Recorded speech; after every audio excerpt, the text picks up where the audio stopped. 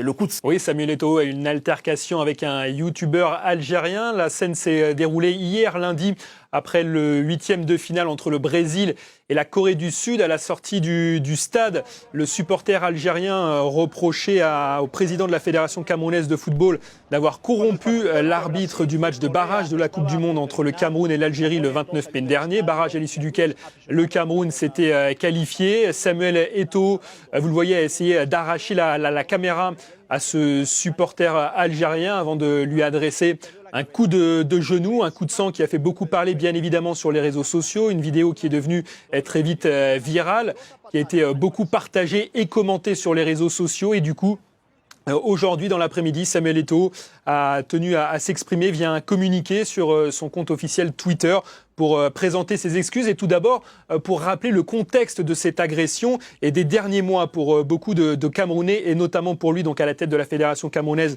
de football. Je cite Samuel Eto'o: depuis le match Cameroun-Algérie du 29 mai dernier à Blida, je suis la cible d'insultes et d'allégations de tricherie sans aucun fondement. Pendant cette Coupe du Monde, des supporters camerounais ont été harcelés et importunés par des Algériens sur le même sujet.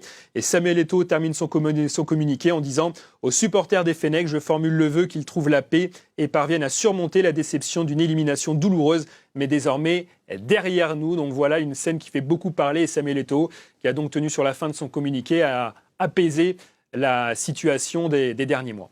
Merci Romain pour le rappel du contexte et on précise évidemment que personne autour de ce plateau, personne même ici ne cautionne la violence évidemment dans tout ce contexte et tout ce qui s'est passé, mais évidemment on est obligé avec cette actu chaude et le rappel du contexte évidemment de Samuel Eto'o et le contexte que l'on connaît, de se pencher un petit peu sur la question et je commence par vous Claude, est-ce que c'est une réaction compréhensible vu le contexte que Samuel Eto'o a rappelé, vu le contexte que l'on connaît?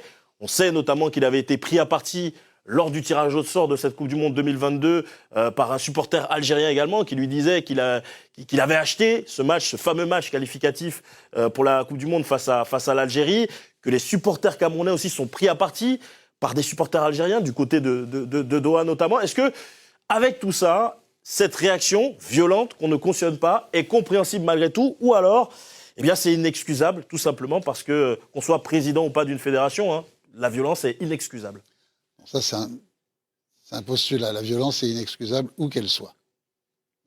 On peut jamais cautionner des actes de violence. Après, moi, j'ai des amis camerounais qui sont allés à la Coupe du Monde, qui sont allés à Doha et qui ont beaucoup souffert des insultes, et en particulier de certains Algériens. Il y a eu quelques échauffourées qui ont eu lieu à Doha, juste à l'extérieur de Doha, après certains matchs, parce que sans arrêt, on reprochait ce match à Blida.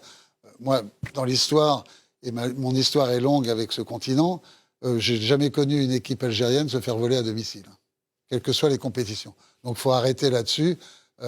Les Algériens, ils peuvent pas dire qu'ils ont été volés dans ce match contre le Cameroun ou que Samuel aurait essayé. Par contre, qualité, Samuel, qui est comme un fils pour moi, n'a pas le droit de se comporter pareil. Moi, je lui ai envoyé un long message, je vous l'ai fait lire, pour le dire que ça avait donné quoi? Il faut qu'il soit toujours au-dessus de la mêlée. Il est président de la fédération.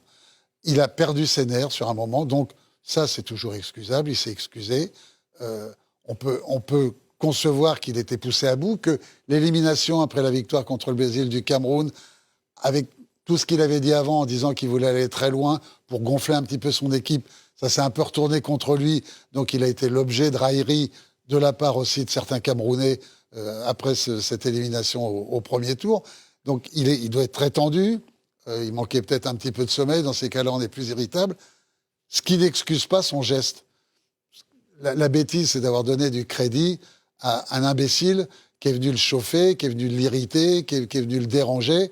Et finalement, c'est de lui dont on parle, de ce YouTuber.